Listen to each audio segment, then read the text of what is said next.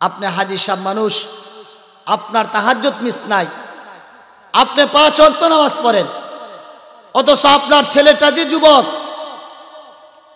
ও যে পর্দা করে না, সারাটা রাত মোবাইলে কার সাথে কথা বলে, নাটক সিনেমা দেখে, আপনার একটা দিনও মনে হলো না যে আমার ছেলেটার খবর নেই, যে সারা রাত মোবাইল দিয়ে কি করে। আল্লাহ তাআলার কাছে জবাব দিতে হবে। আমাদের মা বোন যারা, রাগ করেন না, সত্য কথা বলতেছ, ওনারা ওনাদের সংসারটাকে সাজানোর জন্য যত রকমের আসবাব আছে এগুলো সব কিছুই জোগাড় করে। একটা খাট, একটা ড্রেসিং টেবিল, একটা ওয়াল শোকেস, চায়ের কাপ, ডিনার সেট, যা লাগে সব কিছুই দেখবেন।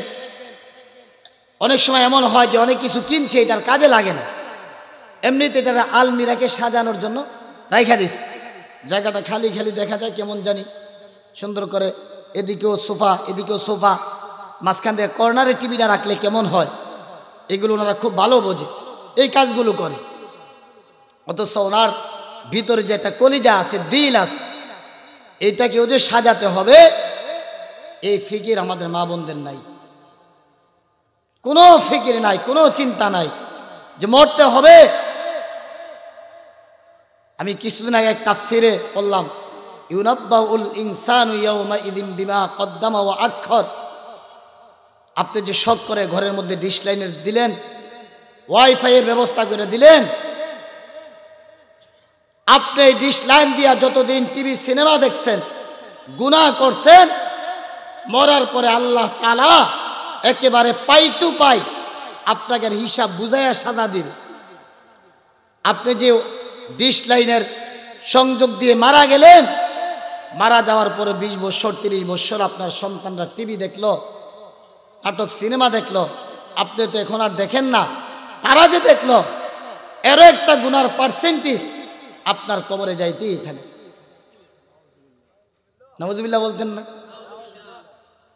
এটা কত বড় সৌভাগ্য না, যে আমি গুনার কাজ জারি করে দিয়ে গেলাম। যেন ভাববেন, মাঝে মাঝে এগুলো ভাববেন। আমি আমার মুসল্লিদেরকে অনেক বলি এই বিষয়ে, কাদের জন্য এত মোহাব্বত ভালোবাসা দেখায়া আপনি গুনার ব্যবস্থা করে দিয়ে গেলেন, অথচ আমাদের চোখের সামনে কত কোটিপতি দেখছি মারা গেছে, ওনার সন্তান আজও পর্যন্ত মারা যাওয়ার পর একটা দিনের জন্য বাবার কবরের কাছে যায় না, আছে না নাই? ভুলা যায়। অথচ সেই বাবা তার সারাটা জীবন কষ্ট করে তার জন্য একেবারে যা লাগে, জাগা জমি, ঘর বাড়ি, ঘর বাথরুম, টাস্ট বাথরুম, মানে একটা ছেলের আরাম আয়েশের জন্য সব কিছু ব্যবস্থা করে যায়। অথচ এই ছেলেটা বাবা মারা যাওয়ার পরে তার কবরের পাশে যায় দাঁড়াবে, এই সময়টুকুন ছেলের হয় না। কারণ বাবা যে তাকে কষ্ট করে বড় শিক্ষিত করেছে, এখন বড় চাকরি করে, তার বাবার কবরের পাশে আইসা দাঁড়াবে, এই সময়টুকুন তার হয় না। স্যার অনেক বিজি মানুষ। মুখতাসার কিছু আলোচনা করার উদ্দেশ্যে পবিত্র কালামে হাকিম থেকে ছোট্ট একটি আয়াতে কারিমা, নবী আলাইহিস সালামের অসংখ্য হাদিস থেকে একটি হাদিস আপনাদের সামনে তিলাওয়াত করেছি। আয়াত এবং হাদিসকে সামনে নিয়ে আপনাদের সামনে কিছু মুজাকারা করা, বড়দের জবান থেকে নকল করা কিছু কথা আপনাদের সামনে তাকরার করার উদ্দেশ্যে বসেছি। আল্লাহ পাক রব্বুল আলামিন তিলাওয়াতকৃত আয়াত এবং হাদিসকে সামনে নিয়ে আমার এবং আপনাদের জন্য উপকৃত হয় এমন কিছু কথা এই গোলামের জবান দিয়ে আল্লাহ তাআলা বের করুন। আপনারা দোয়া করুন, বলুন আল্লাহুম্মা আমিন। মুহতারাম হাজিরিন, আপনারা ঢাকার শহরে গেছেন, তো ঢাকার শহরে ঘোড়ার গাড়ি দেখছেন তো আপনারা? ঘোড়ার গাড়ির ঘোড়ার নাকের ভিতর যখন লাগাম লাগায় তখন এই ঘোড়া বোঝে যে এখন থেকে আমার স্বাধীনতা শেষ। ঠিক কিনা বলেন? এখন থেকে আমার মালিক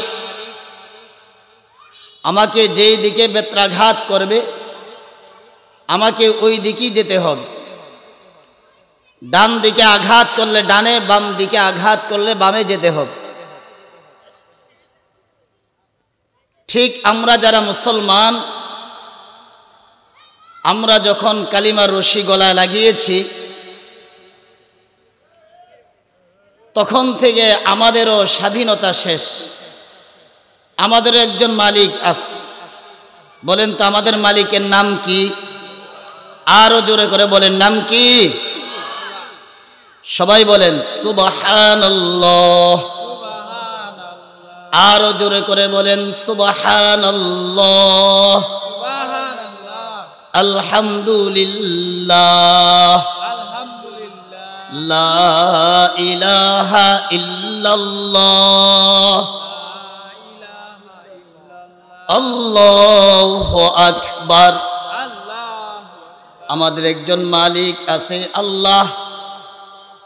আমরা যখন কালিমার রশি গলায় লাগিয়েছি এখন থেকে আমাদের মালিকের কথা ছাড়া ডানে বামে চলার অধিকার আমাদের আর নাই। আমাদের আল্লাহ তিনি আমাদেরকে যেই দিকে যেতে বলেন ওই দিকেই যেতে হবে। আমাদের ব্যক্তি স্বাধীনতা শেষ। আমাদের একটা ধর্ম আছে, আমাদের ধর্মের নাম কি বলেন? আরো জোরে করে বলেন, আমাদের ধর্মের নাম কি? আমাদের একটা গ্রন্থ আছে, আমাদের এই কিতাবের নাম কি বলেন? কুরআনুল কারীম। আমাদের রব সবচেয়ে শ্রেষ্ঠ রব আল্লাহ তাআলা। আমাদের নবী সবচেয়ে শ্রেষ্ঠ নবী। আমাদের কিতাব সবচেয়ে শ্রেষ্ঠ কিতাব। আমাদের এই কিতাব কিতাবুল্লাহ এর চেয়ে শ্রেষ্ঠ আর কোনো কিতাব আছে নাকি দুনিয়াতে? তাহলে রবের দিক থেকে আমরা শ্রেষ্ঠ রব পেলাম, ধর্মের দিক থেকে আমরা সর্বশ্রেষ্ঠ ধর্ম ইসলাম পেলাম, নবীর মধ্যে সর্বশ্রেষ্ঠ নবী পেলাম, কিতাবের মধ্যে সর্বশ্রেষ্ঠ কিতাব কিতাবুল্লাহ কুরআনুল কারীম পাইলাম। শ্রেষ্ঠ চারটা কিতাব, শ্রেষ্ঠ চারটা জিনিস আমাদের মুসলমানদের মাঝে দান করেছেন কে? আল্লাহ। চারটা শ্রেষ্ঠ জিনিস পাওয়ার পরেও আমাদের কি আর অন্য দিকে যাওয়ার কোনো প্রয়োজন আছে বলে আপনারা মনে করেন? আমি আপনাদের সামনে যে আয়াত তিলাওয়াত করেছি, তিলাওয়াতকৃত আয়াতের মধ্যে আল্লাহ তাআলা তিনটা বদ অভ্যাস যাদের মধ্যে আছে তাদের ব্যাপারে আল্লাহ তাআলা আলোচনা করেছে। নবীজিকে আল্লাহ তাআলা বলেন, ওয়ালা তুতি'ি মান আগফালনা ওয়ালা তুতি'ি মান আগফালনা কলবাহু আন যিকরিনা। হে নবী আমার, তিনটা বদ অভ্যাস আছে যাদের, তাদের সাথে আপনি উঠবেন না, বসবেন না, তাদের সাথে চলাফেরা করবেন না, তাদের সাথে আপনার কোনো সম্পর্ক নাই। তিনটা বদ অভ্যাস আল্লাহ তাআলা নবীজিকে বললেন। এই কথাটা কি শুধু নবীজির জন্যই খাস, নাকি নবীর মাধ্যমে আমাদেরকেও আল্লাহ তাআলা বলেন যে বান্দা এই তিনটা বদ অভ্যাস আছে যাদের, চলবা না তোমরা তাদের সাথে ওঠা বসা করবা না, তোমরা তাদের সাথে। তিনটা বদ অভ্যাস কি? 1 নাম্বার, মান আগফালনা কলবাহু আন যিকরিনা। আল্লাহ তাআলা বলেন, বন্ধু, যার দিল আমি রব্বে করিমের জিকির থেকে গাফেল, তাদের সাথে আপনি চলবেন না, ওঠা বসা করবেন না। সারাটা দিন তার সাথে আপনি অতিবাহিত করলেন, নাফরমান একটা বারের জন্য আল্লাহ তাআলার নাম তার জবানে উচ্চারণ করে না। যুবক ভাই তার বন্ধুর সাথে বিকাল 3টার দিকে বের হয়েছে, রাত 9টা 10টার দিকে বাসায় ফিরেছে, তো এই লম্বা সময়ের মধ্যে একটা বারের জন্য বলে নাই, দোস্ত আসরের নামাজটা পড়বা না, মাগরিবের নামাজটা কি পড়বা না, ইশারের নামাজটা কি পড়বা না? এমন নিমক হারাম, এমন নাফরমান বান্দা যার দিল আল্লাহ তাআলার জিকির থেকে গাফেল, এই জাতীয় লোকের সাথে বন্ধু আপনি ওঠা বসা করবেন না। এই দিলের ভিতরে শুধুমাত্র আমার আল্লাহ নাই, বাকি সারাটা দিন শুধু দুনিয়া দুনিয়া, সারাটা দিন দুনিয়ার ফিকির। এমন লোক এই সমাজে মনে হয় নাই, না? সারাটা দিন গেছে, একটা বারের জন্য আল্লাহ তাআলার নাম মুখে উচ্চারণ করে না। অথবা মনে করেন তার বয়স 16 বৎসর, 18 বৎসর, 30 বৎসর, 40, 50 বৎসর হইয়া গেছে, ফজরের নামাজ পড়ে না। কতদিন হয়ে যায়, মালিকের কথা তার একটুর জন্য স্মরণ হয় না। এমন আছে না নাই? আপনাদের এলাকায় মানুষ হইতে পারে 5 ওয়াক্ত নামাজ পড়ে, অন্যান্য এলাকায় আছে বয়স হয়ে গেছে 30-40 বছর, নামাজগুলো ঠিক মতো পড়ে না।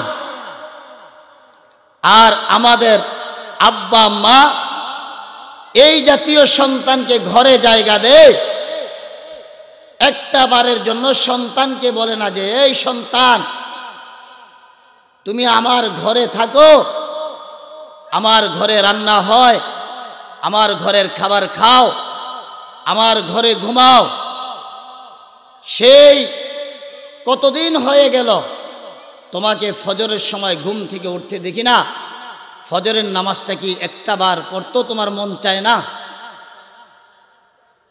আমাদের আব্বা আম্মারও এরকম হয়ে গেছে, সন্তান যে নামাজ পড়ে না, রোজা রাখে না, বাবা মাও তাদেরকে শাসন করে না।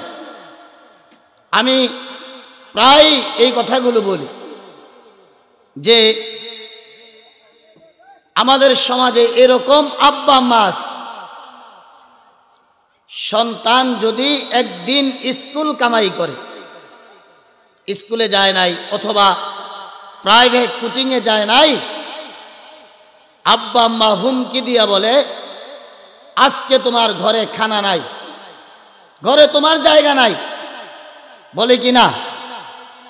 কিন্তু কোনো আব্বা আম্মা আজ পর্যন্ত এই কথাগুলো বলে না যে সন্তান আজকে তুমি ফজরের নামাজ যদি না পড়ো আমার ঘরে তোমার খানা বন্ধ, ইশারের নামাজ যদি না পড়ো আমার ঘরে তোমার খানা বন্ধ, জোহর আসর যদি না পড়ো আমার ঘরে খানা বন্ধ। ভাইরা আমার, আল্লাহ তাআলার কাছে কি জবাব দিবেন বলেন? আপনি মনে করতেছেন সন্তানকে আপনি আদর করতেছেন, মোহাব্বত করতেছেন, তার সব আবদার আপনি পূরণ করেন, অথচ সন্তানের মধ্যে দিনদারিত্ব নাই, কোরআনুল কারীম শুদ্ধ করে পড়তে পারে না, ও সারাটা দিন মোবাইলে অন্য মহিলার ছবি দেখে, সারাটা দিন নাটক সিনেমা এগুলো নিয়ে বসে থাকে, অথচ আমার টাকা দিয়ে কিনা মোবাইল, আমার টাকা দিয়ে কিনা এমবি পুরাইয়া ও যত গুনাহ আছে, যত নাফরমানি আছে সব করে, অথচ একটা বারের জন্য যদি উষ্টা খাইও পড়ে, দক্ষিণ উত্তর দিকে পড়ে, পশ্চিম পূর্ব দিকে পড়ে না, যদি সিজদা হইয়া গেল। অথচ আমি আব্বা মা, আমার সন্তানকে আমি কোনো সময় শাসনও করি না। আল্লাহ তাআলার কাছে জবাব দিতে হবে। আল্লাহ তাআলা বলেন, নবী, যেই লোক, যার দিল আমি রব্বে কারিম থেকে গাফেল, ও কোনো সময় জিকির করে না, তাসবিহ পড়ে না, আমার কথা স্মরণ করে না, এই জাতীয় লোকদের সাথে আপনি ওঠা বসা করবেন না, তাদের সাথে সম্পর্ক রাখবেন না। 2 নাম্বার আল্লাহ বলেন, অত্তাবা হাওয়াহু, নবী 2 নাম্বার বদ অভ্যাস আছে যাদের, 2 নাম্বার বদ অভ্যাস হইল তার, যে তার নিজের মন মতো চলাফেরা করে। তার যে একজন রব আছে আল্লাহ, তার একজন নবী আছে, তার একটা ধর্ম আছে, ইসলাম, কোরআন আছে, হাদিস আছে, এগুলোর দিকে তার কোনো ভ্রক্ষেপ নাই।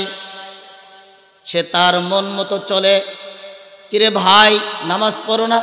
আমার ইচ্ছা করি না। এ ভাই, তোমার চুলগুলো এইভাবে কাটছো কেন? আমার ইচ্ছা। এই মিয়া, ফজরের পরে ঘুমাও কেন? এখন কি ঘুমের টাইম? আমার ইচ্ছা। এই জাতীয় লোক আছে না, মানে তার মন মতো চলে। কোরআনে কি আছে, হাদিসে কি আছে, নবী কি বলে, আল্লাহ কি বলে, এই দিকে তার কোনো খেয়াল নাই, ধ্যান নাই। শুধু তার মন যেইটা চায় ওইটাই করে। এই জাতীয় লোকদেরকে বলা হয় টাউট, বাটপার, চিটার। এরা ভালো মানুষ না, এরা হলো ফাত্রা মানুষ, ফালতু মানুষ। আল্লাহ তাআলা বলেন, নবী, আপনি এই জাতীয় টাউট বাটপারদের সাথে আপনার কোনো সম্পর্ক নাই, এদের সাথে কোনো সম্পর্ক রাখবেন না, যে তার মন মতো চলে। 3 নম্বরে আল্লাহ তাআলা বলেন, ওয়া আমরুহু ফুরুত, নবী, যে নাকি গুনার মধ্যে সীমা লঙ্ঘন করে তাদের সাথে আপনি চলবেন না। একটা হলো আপনি একবার গুনাহ করেছেন, গুনাহ হইতেই পারে, গুনাহ হয়েছে তো তাওবা করবেন, গুনাহ আল্লাহ তাআলা চাইলে মাফ করে দিতে পারেন। আরেকজনের অভ্যাস হইল না, তার অভ্যাস হইল খালি মেয়ে দেখা, তার অভ্যাসই হলো কথায় কথায় মিথ্যা কথা বলা, তার অভ্যাস হলো কথায় কথায় গালি দেওয়া। যে নাকি গুনার ভিতর সীমা লঙ্ঘন করে। আপনার ঘরে 30 বছর ধরে টিভি চলে, তো গুনাহ জারি আছে। যে নাকি এই জাতীয় গুনাহের মধ্যে সীমা লঙ্ঘন করে, এই জাতীয় লোকের সাথে আপনার কোনো সম্পর্ক নাই, তাদেরকে আপনি অনুসরণ করবেন না। গুনাহ করে না 24 ঘন্টার মধ্যে, এই জাতীয় লোক এই সমাজে খুঁজে পাওয়া মুশকিল হয়ে যায়।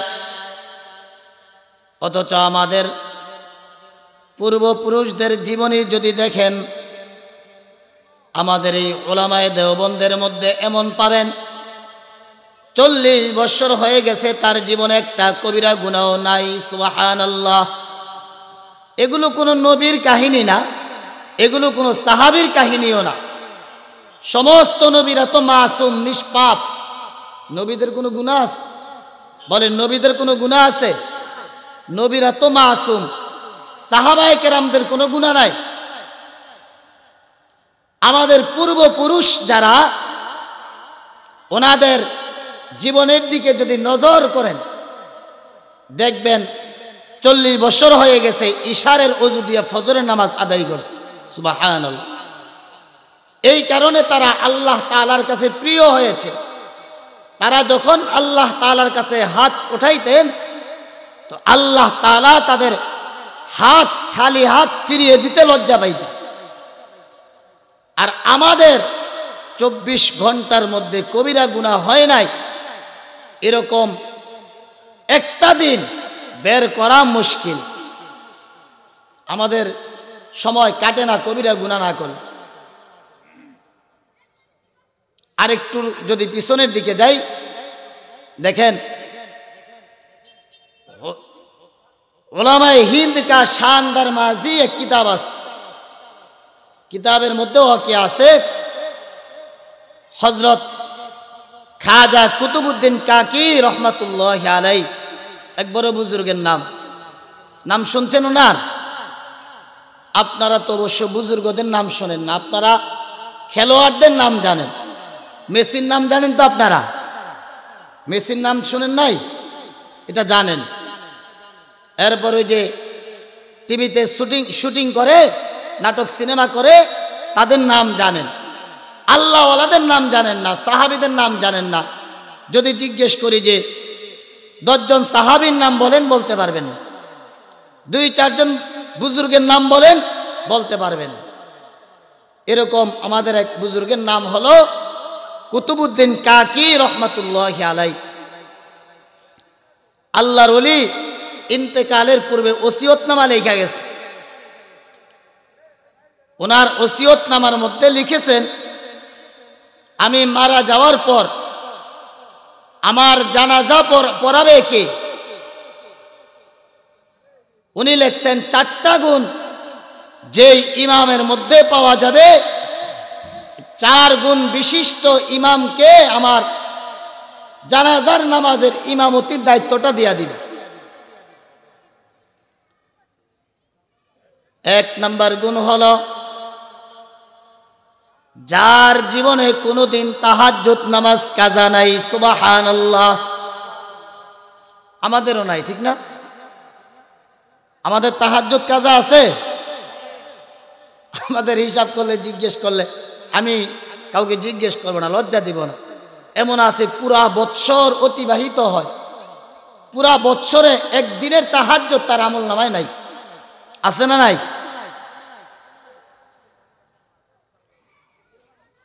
অথবা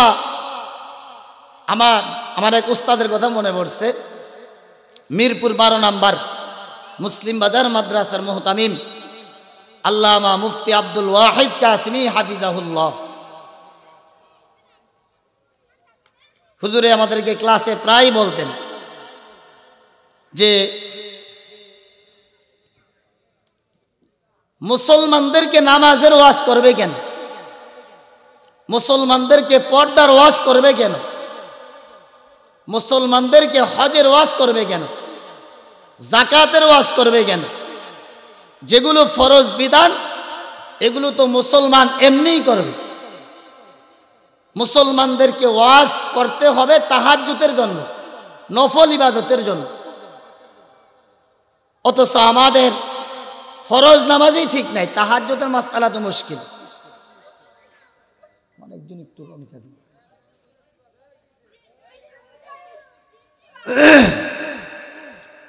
এই জন্য বুজুর্গ উনি ওনার ওসিয়তনামার মধ্যে লিখছেন, যার জীবনে একদিনও তাহাজ্জুদ নামাজ কাজা নাই, এমন ব্যক্তি আমার জানাজার ইমামতি করবে। 2 নাম্বার,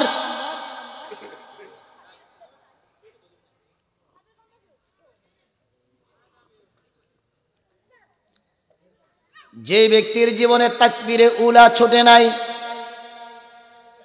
তাকবীরে উলার সাথে 5 ওয়াক্ত নামাজ বা জামাত আদায় করেছেন, এমন ব্যক্তি আমার জানাজার ইমামতি করবে।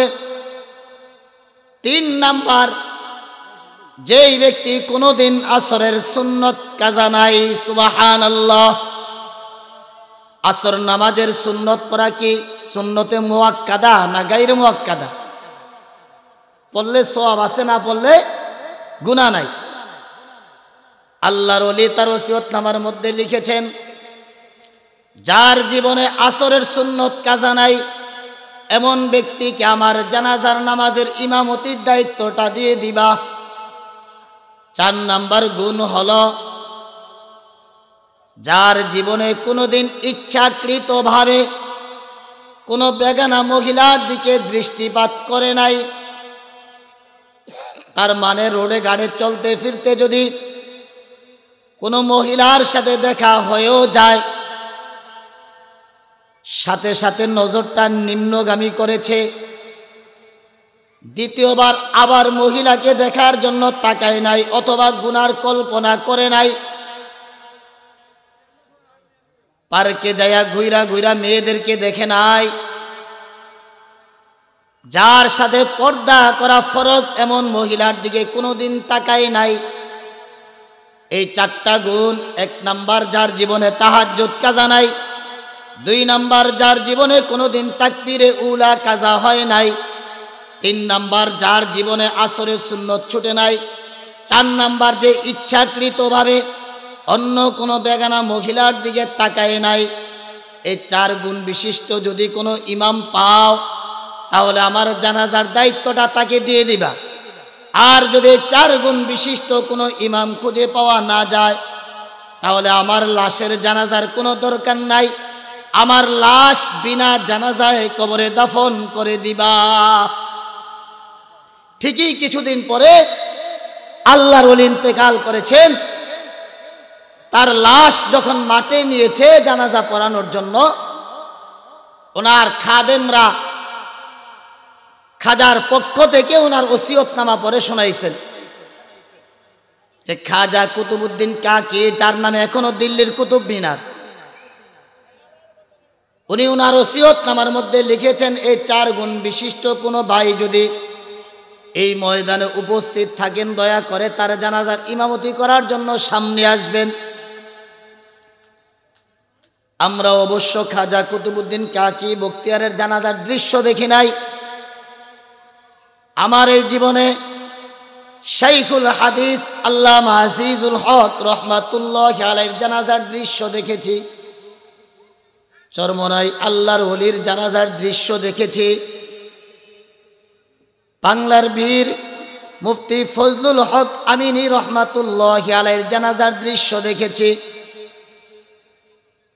আল্লামা জুনাইদ বাবু নগরী রহমাতুল্লাহি আলাইহির জানাজায় শরীক হয়েছি। শাইখুল ইসলাম আল্লামা আহমদ শফি রহমাতুল্লাহি আলাইহির জানাজায় নিজে শরীক হয়েছি। তারা যখন দুনিয়া থেকে ইন্তেকাল করেছেন, তো আসমান থেকে বৃষ্টি বর্ষণ হয়েছে, আসমান পর্যন্ত কান্না করেছে। কারণ কোরআনুল কারীমের মধ্যে আল্লাহ তাআলা বলেন, ফামা বাকাত আলাইহিমুস সামা। আল্লাহ তাআলার প্রিয় কোনো বান্দা যখন পৃথিবী থেকে চির বিদায় নেয়, তখন আসমানও তাদের জন্য কান্না করে। সুবহানাল্লাহ, আসমান কান্না করে। ওনাদের জানাজার দৃশ্য দেখলে অনুমান করা যায় যে খাজা কুতুবউদ্দিন কাকি রহমাতুল্লাহি আলাইহির জানাজার দৃশ্যটা কেমন ছিল। বিশাল মাঠ, মানুষে ভরপুর। যখন খাজা সাহেবের পক্ষ থেকে তার এই ওসিয়তনামা পেশ করা হয়েছে, পুরা ময়দান একেবারে নীরব নিস্তব্ধ। এই ওসিয়তনামা যদি এই সময় আমাদের জন্য পাঠ করা হয়, আমার মনে হয় বিনা জানাজাই কবরে দাফন করতে হবে, জানাজার দিতে হবে না। পুরা ময়দান একেবারে নীরব নিস্তব্ধ হয়ে গেছে, কারো কোনো চোচরা নাই। আল্লাহর ওলির খোলাফারা বারবার রিকোয়েস্ট করতেছেন, ভাই যদি কেউ এই 4 গুণ বিশিষ্ট কেউ এই ময়দানে উপস্থিত থাকেন, দয়া করে আপনি খাজা সাহেবের জানাজাটা পড়ান। আর না হয় খাজা সাহেবের যে ওসিয়ত, বিনা জানাজায় কবরে দাফন করতে হবে। হঠাৎ করে মাঠের এক কিনারা থেকে একজন লোক, যিনি কোনো আলেম না, একজন রাজনৈতিক ব্যক্তিত্ব, রাজনীতিবিদ, দিল্লির বাদশাহ শাহ শামসুদ্দিন আলতামাশ রহমাতুল্লাহি আলাইহি, উনি উঠে বলেন, রাখো জানাজা আমি পড়াবো, তোমরা লাশ উঠাইও না। উনি সামনে আসলেন। সামনে আসার পরে খাজা সাহেবের কাফনের কাপড়টা সরাইয়া চেহারাটা খুলে কপালের মধ্যে একটা চুমু দিয়া বলে, আল্লাহর ওলি নিজে তো নিজের আমল গোপন করে আল্লাহ তাআলার জান্নাতের দরজার দিকে রওনা করেছেন, আরেকজনের গোটা জিন্দেগির আমলের খবর ফাঁস করে দিলেন। জানি না না জানি আমলগুলো বরবাদ হয়ে যায়। আল্লাহ তাআলার জান্নাতের দিকে যখন রওনা করবেন শাফাআতকালে, আমি এই গোলাম ভিখারি আপনার কাছে সুপারিশ ভিক্ষা চাই, দয়া করে আমার জন্য কিন্তু জান্নাতের সুপারিশটা করতে ভুলে যাবেন না। আমি আপনার জানাজার ইমামতি করতেছি। সুবহানাল্লাহ। একজন রাজনীতিবিদ, তাহলে বোঝা গেল আল্লাহর ওলি হওয়ার জন্য আলেম হওয়া শর্ত না, হাফেজ হওয়া শর্ত না, যে কেউই আল্লাহ তাআলার ওলি হইতে পারে। আমি বুঝাইতে চাইলাম যে তারা পুরা রাষ্ট্র চালাইতো, এরপরও কোনোদিন কোনো কবিরা গুনাহ করে নাই। আর আমাদের এমন কোনো দিন নাই যে কবিরা গুনাহ করা ছাড়া আমরা ঘুমাই। আমার বিবি পর্দা করে না, আমার মেয়েটা পর্দা করে না, আমার ছেলেটা পর্দা করে না। আমি কোনোদিন আমার বিবিকে বলিও না। আমরা কেমন স্বামী, কেমন পুরুষ, কেমন বাবা হইলাম যে আমার মেয়েটা স্কুলে যায়, কলেজে যায়, পর্দা করে না, চেহারাটা খুইলা এরপরে পুরুষের সমাজে যায়। আমি একজন বাবা, আমার লজ্জা করে না যে আমার মেয়েটাকে আমি ছেড়ে দিলাম। আমার মেয়েটা কোথায় যায়, আমার মেয়েটা কার সাথে সময় কাটায়, আমার কোনো ফিকির নাই, কোনো চিন্তা নাই। আমি কেমন মানুষ একটু ভাববেন, চিন্তা করবেন। আমি ওই কিছুদিন আগে এক বয়ানে বলেছি, ঘরের পুরুষ যারা থাকেন, কর্তা যিনি থাকেন, আপনি মাঝে মাঝে ঘরের মধ্যে আপনি হবেন বক্তা। আপনার বিবি, আপনার মেয়ে, আপনার ছেলে, ছেলের বউ, এদের সবাইকে নিয়ে বসবেন, বৈশা আপনি বক্তা হইয়া তাদেরকে ওয়াজ করবেন। বিবিকে বলবেন যে বিবি, তোমার পোশাক আশাকের ব্যবস্থা করি আমি, তোমার আহারের ব্যবস্থা করি আমি, তোমার স্নো পাউডার যা লাগে সব কিছুর ব্যবস্থাপনা করি আমি। আর আমার কথা তুমি শুনবা না, এটা হইতে পারে না। আজকে থেকে আমার ঘরে 5 ওয়াক্ত নামাজ ছাড়া আমার ঘরের চুলা রান্না হবে না। তুমি আমার ঘর থেকে পর্দা ছাড়া বাহির বের হবা না। মেয়েটাকে বলেন, এই মেয়ে, জন্ম দিয়েছি আমি, তোমার খাতা কলম, প্রাইভেট ফি, কোচিং ফি, স্কুলের বেতন, যাবতীয় যা লাগে সব ব্যবস্থা করি আমি। আমার কথা তুমি শুনবা না, শুনবা কার কথা? মেয়েটার উপর আপনি মাস্টার ল জারি করেন। ছেলেটাকে বলেন, সব কিছুই তো আমি দেই তোমাকে, নামাজ না পড়লে আমার ঘরে তোমার খানা বন্ধ।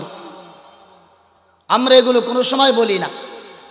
আবার অনেক সময় বললে অনেকে আইসা বলে যে হুজুর বলি, কিন্তু বউ কথা শোনে না, মেয়েটা কথা শোনে না, ছেলেটা কথা শোনে না। আমার এটা, এই কথাটা শুনলে আমার খুব ঘৃণা হয় ওই পুরুষের প্রতি, যে আপনি কেমন পুরুষ, আপনি কেমন বাবা, আপনি কেমন স্বামী, যে আপনার বিবি আপনার কথা শোনে না, আপনার ছেলে, আপনার মেয়ে আপনার কথা শোনে না। আপনি কেমন বাবা হলেন? আপনি তো বাবা নামে কলঙ্ক, স্বামী নামে কলঙ্ক, পুরুষ নামে কলঙ্ক। সব ব্যবস্থা করেন আপনি, আপনার কথা আপনার মেয়ে শুনবে না, বিবি শুনবেন, এটা কেমন কথা? বাস্তব কিনা বলেন? আমি ওই দিন আমার জুমার মসজিদে বলছিলাম, যদি শোনেন আপনার ছেলেটা সেঙ্গারচর বাজারে হুন্ডা অ্যাক্সিডেন্ট করছে, আর ওই মুহূর্তে আপনি খাবার খাচ্ছেন, এই খবরটা শোনার পরে আপনি যিনি সংবাদ নিয়ে আসছে তাকে বলবেন যে বাবা ঠিক আছে শুনলাম, তুমি যাও, আমি খাবারটা খেয়ে এরপর 1 খিলি পান মুখে দিয়ে আমি ধীরস্থিরভাবে আসতেছি। এই কথা বলবেন? সবাই বলেন। যদি শোনেন, আল্লাহ না করুন, যে আপনার ছেলেটা সেঙ্গারচর বাজারে রোড অ্যাক্সিডেন্ট করছে, শোনার পরে আপনি বলবেন যে আমি খাবারটা খাইয়া তারপরে আসি, এটা বলবেন না? খাবার রাইখেই দৌড় দিবেন? বিশ্বাস করেন আল্লাহর কসম, হুন্ডা অ্যাক্সিডেন্ট এইটা অত বড় কিছু না। এই কথা শুই না যদি আপনি খাবার থুয়া দৌড় দেন আপনার ছেলেকে বাঁচানোর জন্য, আপনার ছেলেটা নামাজ পড়ে না, ওর বয়স 18 বছর, 20 বয়স, 30 বছর বয়স হয়ে গেছে, ও ফজরের নামাজ পড়ে না, 5 ওয়াক্ত নামাজ পড়ে না, ও দাড়ি কামায়, আপনি ওকে একটা দিন বললেন না যে বাবা তুমি যে জাহান্নামের দিকে যাইতেছো, জাহান্নামের দিকে, আমার তো ঘুম আসে না, বাবারে এই রাস্তাটা ভালো না, তুমি এই রাস্তা থেকে ফিরে আস। আমরা বলি না আমাদের সন্তানদের, অথচ আমরা আমি আরেক মাহফিলে বলছিলাম, আমরা তো বানাই নিছি আমার সন্তান ছেলে হইলে এটা টাকার মেশিন। ছেলেদের ব্যাপারে আব্বা আম্মার 2টা কর্মসূচি, হয়তো পড়ালেখা করো, আর পড়ালেখা না করলে বিদেশ যাও, টাকা কামাও। ঠিক কিনা বলেন? এই পুত পড়ালেখা করস না তো তোমার দেওয়া হইতো না, তোমার দরকার নাই। বাপের কাছে টাকা না থাকলে জমি বিক্রি করে, লোন ওঠায়, সুদ আনে, এরপরে তাকে বিদেশ পাঠায়।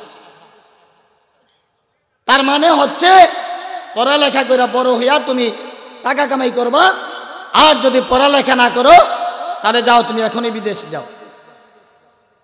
এটা হলো আমাদের আব্বা আম্মার সিদ্ধান্ত। অথচ সন্তান দুনিয়াতে আসার মাকসাদ কি এটাই? সন্তানকে টাকা কামানোর মেশিন বানানো, এটাই কি আল্লাহ আমাদেরকে দায়িত্ব দিয়েছে? সন্তানের ব্যাপারে তো জবাবদিহিতা আছে। আপনি হাজি সাহেব মানুষ, আপনার তাহাজ্জুদ মিস নাই, আপনি 5 ওয়াক্ত নামাজ পড়েন, অথচ আপনার ছেলেটা যে যুবক, ও যে পর্দা করে না, সারাটা রাত মোবাইলে কার সাথে কথা বলে, নাটক সিনেমা দেখে, আপনার একটা দিনও মনে হলো না যে আমার ছেলেটার খবর নেই, যে সারা রাত মোবাইল দিয়ে কি করে। আল্লাহ তাআলার কাছে জবাব দিতে হবে। আমাদের মা বোন যারা, রাগ করেন না, সত্য কথা বলতেছি, ওনারা ওনাদের সংসারটাকে সাজানোর জন্য যত রকমের আসবাব আছে এগুলো সব কিছুই জোগাড় করে। একটা খাট, একটা ড্রেসিং টেবিল, একটা ওয়াল শোকেস, চায়ের কাপ, ডিনার সেট, যা লাগে সব কিছুই দেখবেন। অনেক সময় এমন হয় যে অনেক কিছু কিনছে, এটার কাজে লাগে না, এমনিতে এটা আলমিরাকে সাজানোর জন্য রাইখা দিস, জায়গাটা খালি খালি দেখা যায় কেমন জানি সুন্দর করে, এদিকেও সোফা এদিকেও সোফা, মাঝখান থেকে কর্নারে টিভিটা রাখলে কেমন হয়, এগুলো ওনারা খুব ভালো বোঝে, এই কাজগুলো করে। অথচ ওনার ভিতরে যে একটা কলিজা আছে, দিল আছে, এইটাকেও যে সাজাতে হবে, এই ফিকির আমাদের মা বোনদের নাই, কোনো ফিকির নাই, কোনো চিন্তা নাই যে মরতে হবে। আমি কিছুদিন আগে এক তাফসিরে পড়লাম, ইউনাব্বাউল ইনসানু ইয়াউমাইযিন বিমা কদ্দামা ওয়া আখর। আপনি যে শখ করে ঘরের মধ্যে ডিশ লাইনের দিলেন, ওয়াইফাই এর ব্যবস্থা করে দিলেন, আপনি এই ডিশ লাইন দিয়া যতদিন টিভি সিনেমা দেখছেন, গুনাহ করছেন, মরার পরে আল্লাহ তাআলা একেবারে পাই টু পাই আপনাকে হিসাব বুঝাইয়া সাজা দিবে। আপনি যে ডিশ লাইনের সংযোগ দিয়ে মারা গেলেন, মারা যাওয়ার পরে 20 বছর 30 বছর আপনার সন্তানরা টিভি দেখলো, নাটক সিনেমা দেখলো, আপনি তো এখন আর দেখেন না, তারা যে দেখলো, এরও একটা গুনার পার্সেন্টেজ আপনার কবরে যাইতেই থাকে। নাউজুবিল্লাহ বলতেন না? এটা কত বড় সৌভাগ্য না, যে আমি গুনার কাজ জারি করে দিয়ে গেলাম। যেন ভাববেন, মাঝে মাঝে এগুলো ভাববেন। আমি আমার মুসল্লিদেরকে অনেক বলি এই বিষয়ে, কাদের জন্য এত মোহাব্বত ভালোবাসা দেখাইয়া আপনি গুনার ব্যবস্থা করে দিয়ে গেলেন, অথচ আমাদের চোখের সামনে কত কোটিপতি দেখছি মারা গেছে, ওনার সন্তান আজও পর্যন্ত মারা যাওয়ার পর একটা দিনের জন্য বাবার কবরের কাছে যায় না। আছে না নাই? ভুলা যায়। অত সেই বাবা তার সারাটা জীবন কষ্ট করে তার জন্য একেবারে যা লাগে, জাগা জমি, ঘর বাড়ি, ঘর টাস্ট বাথরুম, মানে একটা ছেলের আরাম আয়েশের জন্য সব কিছু ব্যবস্থা করে যায়। অথচ এই ছেলেটা বাবা মারা যাওয়ার পরে তার কবরের পাশে যায় দাঁড়াবে, এই সময়টুকুন ছেলের হয় না।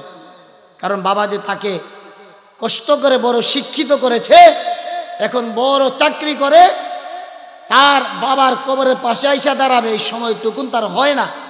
স্যার অনেক বিজি মানুষ।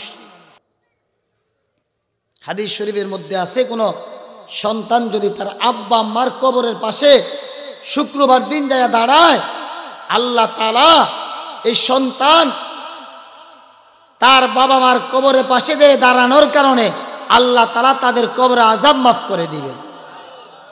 যেই সন্তান তার আব্বা আম্মার কবরের পাশে দাঁড়াবে, তার গুনাহ খাতা আল্লাহ মাফ করে দিবে। অথচ সন্তানের এই সময়টুকুন হয় না, যা আমার আব্বা আম্মা এখন সবচেয়ে অসহায়, তাদের জন্য কিছু করা দরকার। আলহামদুলিল্লাহ, আমি আপনাদেরকে উদ্বুদ্ধ করার জন্য বলি, আমি তো বাসা থেকে মসজিদে যাই, আমার এটা দৈনন্দিন আমল। আমি যখন বাসা থেকে বের হই তো কেচি গেট খোলার সময় আমি আমার বাবার কবর জিয়ারত করা শুরু করি।